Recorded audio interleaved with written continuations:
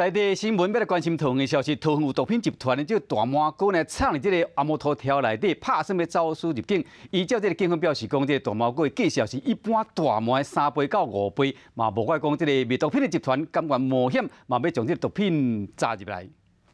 安大与台北关在去年的10月26日，在龙楚快递进口专区查获水泥砖内夹藏了5.169公斤的2级毒品大麻膏。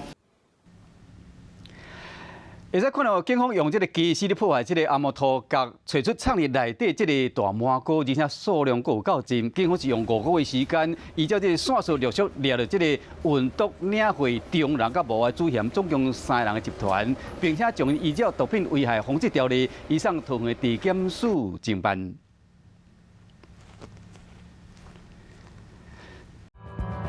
想要获取更多新闻资讯，想要看到主播最新的动态，赶快订阅华视 YouTube 频道。